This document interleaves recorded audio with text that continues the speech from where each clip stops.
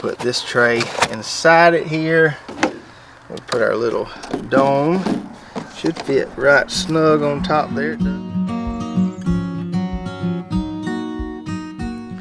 What's up, Lazy Dog fam? Hope all y'all are having a wonderful day. It is Friday, February 9th here in South Georgia, and it's time to kick off our spring seed starting season. So we're gonna get some tomatoes started today, but since our greenhouse is slam full of baby fig trees, we're gonna have to do things a little differently this year. So we're gonna show you how we're doing it different and talk about some of the tomato varieties we're gonna be growing.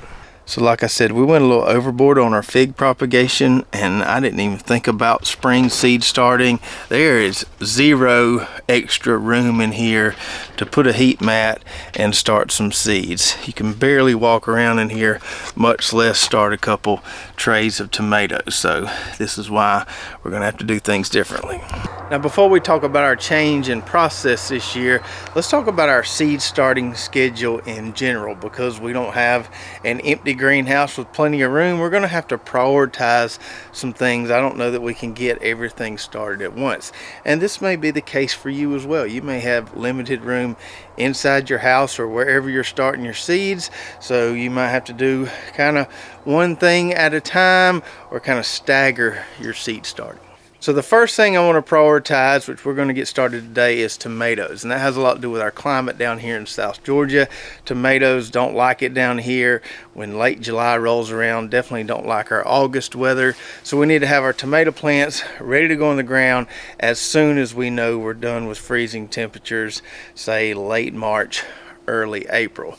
That's why I want to get the tomatoes started first. That way we can get them in the ground as early as possible, get a nice harvest of tomatoes before the heat zaps those plants.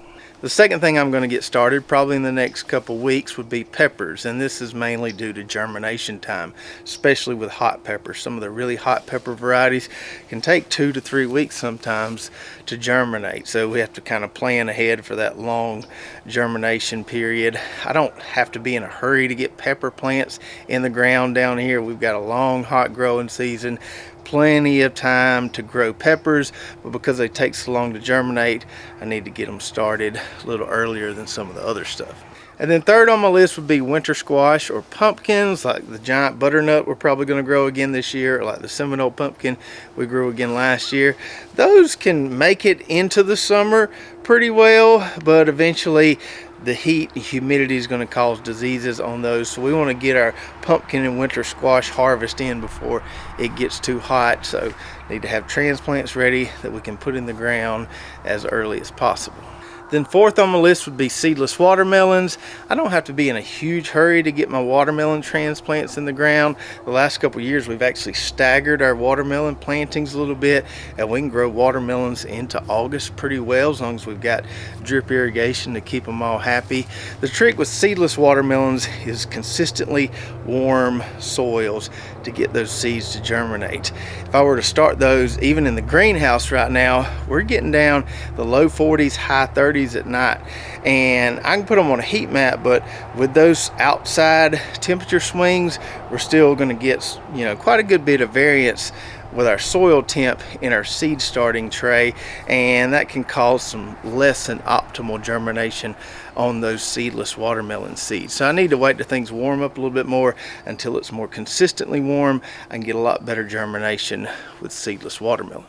And then lastly for me, of the things I'm going to transplant this spring, number 5 would be okra.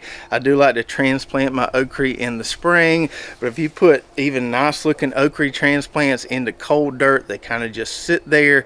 So we do need to wait till the soil warms up a little bit. We've also got a really long okra growing season. Don't have to be in a huge hurry with those. I will get those started at some point, but they're way down on the list.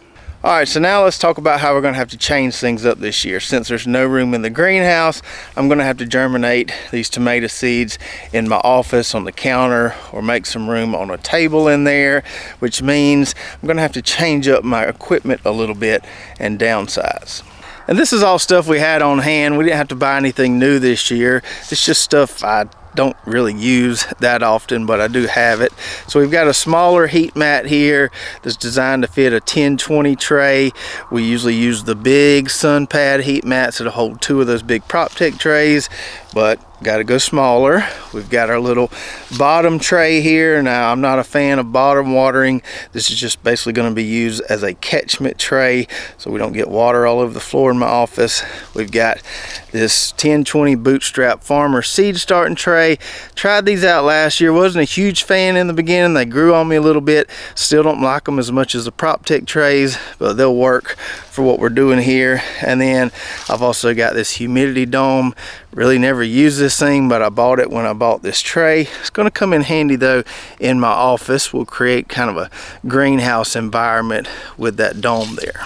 Now, before we get some seeds planted in our downsized equipment over there, let's talk about which varieties we're going to be growing this year. I told y'all a while back we're kind of downsizing on tomatoes this year because we have plenty of stewed tomatoes and plenty of pasta sauce in the pantry from last year. Don't really need to can a lot of tomatoes this year, so we're mainly just growing for fresh eating, give away a little bit to some people who want to do some small batches of canning. So let's start out with the determinate varieties, the ones we can always count on, and we actually have all three of these varieties on our website at lazydogfarm.com. And let me just mention this: if you've never tried growing determinate tomatoes, you should try it at least once. Some people don't like determinates, they just love the indeterminates and the heirlooms, but me on the other hand, I much prefer the determinates. Everybody's got different reasons for what they like, but try determinates if you've never tried them. Give them a chance and see if you like them or not. So we've got Red Snapper, which is probably my favorite determinate variety. Nice big tomatoes, really good production, really vigorous plants, good disease resistance package.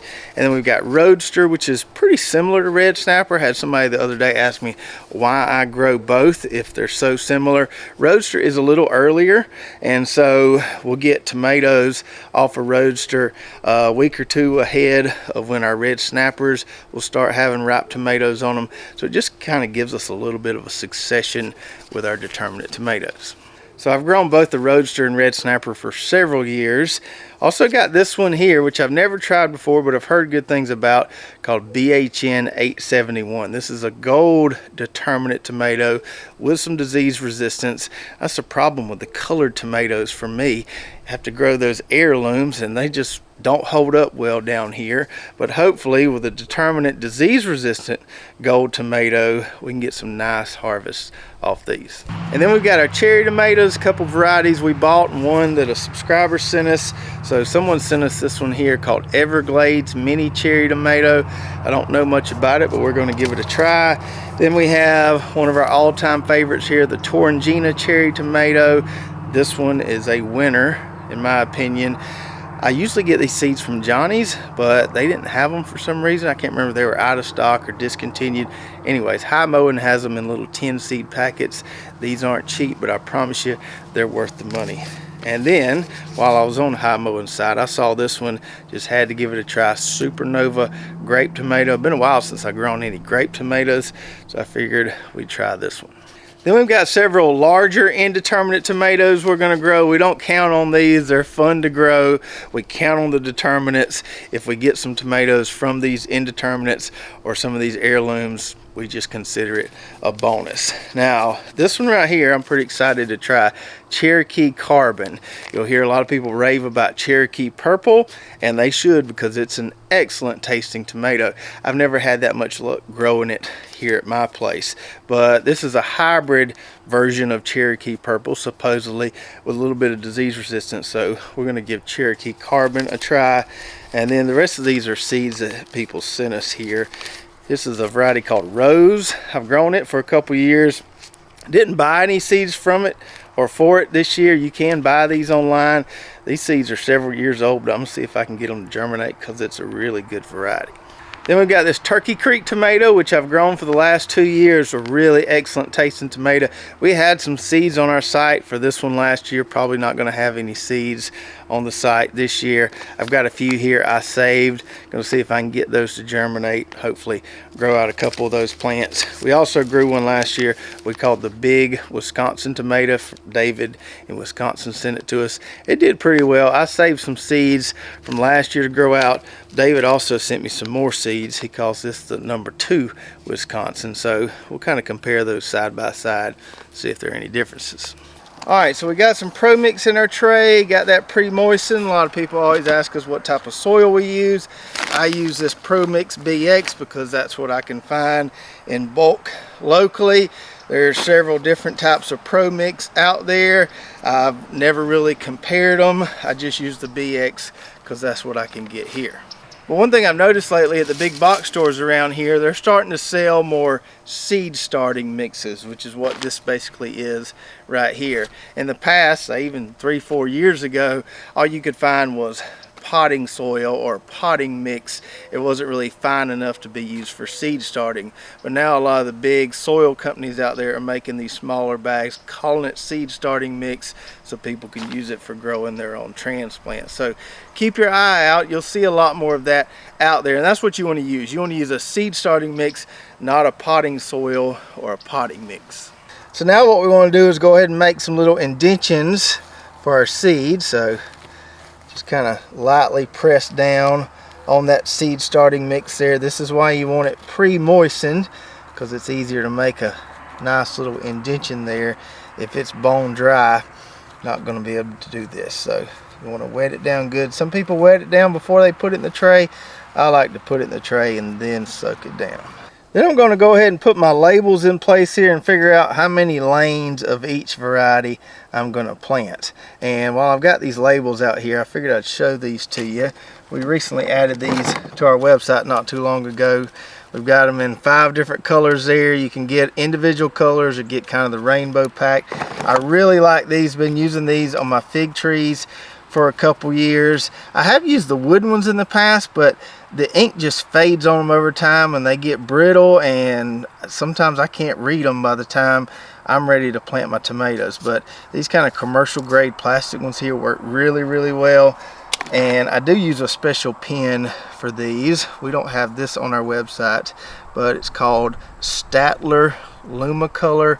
Got these off Amazon. Really, really good little garden pens. I've used a lot of different ones, but these are my favorite. I'll try to remember to put a link below for these. Alright, so we got all our labels in there. We decided how many plants we want to grow of each variety. I'm going to do 2 lanes for each of the determinants. I'll probably only end up using 5 or 6 plants, but I can usually find a good home for those. Going to do a lane of the grape, lane of Cherokee Carbon, lane of Torringina. Those are easy giveaways there. Forgot to tell you about this one earlier. This Italian Oxheart. Guy from Louisiana sent me that variety and said it was really, really good. So that's another one we're adding to the mix. For these over here, just 2 or 3 plants of each one will be enough. Alright, so let's start dropping some seeds. Now for these seeds, these determinate varieties we have on our website, we do package these in these little Ziploc bags inside the seed packets. I always don't like it how these seed packets a lot of times aren't very resealable, and so if you don't use all the seeds, it's kind of hard to, repackage them back up. That's why we take the extra step. Put them in these little Ziploc bags so you can kind of write on them, reseal them, save them if you're not using all of them. So let's get our red snappers down first here, and then we'll just work our way along this entire tray until we finish it out. Alright, so we got all our tomato seeds down there. A lot less than we normally plant, but still more than enough. The last step we always like to do, put some of that good old Go Dogs perlite on top. Probably should have something underneath this tray to catch the extra perlite, but I'll just wipe it off here in a minute. This is what the commercial guys around here do, and I noticed it several years ago. Started trying it myself and I liked it, so we kept doing it. Alright, we made a mess, but we're good to go. Now there's not enough room to film inside my office, but I'll show you what this is going to look like. So we put our heat mat down, we plug it in. I do have a thermostat for this. I don't know that I'll use it inside my office where the temperature remains pretty constant. The thermostats are helpful though. Put our bottom tray on here. This is supposed to fit a 10-20 tray. It's not quite 10 by 20, but I think it'll be just fine. So we put our bottom tray down to catch any water. We'll put this tray inside it here. We'll put our little dome. Should fit right snug on top there. It does. This one has little vents in it, so we'll probably keep it closed in the beginning. And as far as watering this goes, I shouldn't have to water it a whole lot with this dome on it. When I do need to water it, I'm just going to get me a little spray bottle and just keep that soil a little moist. I'm not going to come in here and pour a bunch of water over the top. I'll just mist it, keep that soil moist until these seeds germinate. So we'll leave the dome on here until we start seeing little seedlings popping through. Now, I'm not going to grow those tomato plants out completely in my office. I'm just going to germinate them in my office. Once all those seeds germinate, I will then find some room for them in the greenhouse. As we step up more fig trees, as we chunk the sticks that never rooted or did anything, we'll have more room in there, enough room to put that tray. I just don't have room in there for a heat mat and all that right now. So once we've got little seedlings, once we've got all those seeds germinated, we'll move it to the greenhouse, and once we get that second set of leaves, we'll start feeding them. Standard protocol kind of stuff. We're just going to germinate them inside. So I hope you enjoyed the video today, and be sure to let me know in the comments below what tomato varieties you're planning on growing this year, especially if you're trying some new ones. And if anybody out there's ever tried that Cherokee Carbon, please tell me what you thought about it. Don't forget, you can find those determinate tomato seeds and these colorful garden labels on our website at lazydogfarm.com. And if you want to see what those Roadster and Red Snapper tomatoes look like in full production mode, watch this video. You'll see us harvesting buckets and buckets of those things. So check that out, and we'll see you next time right here at Lazy Dog Farm.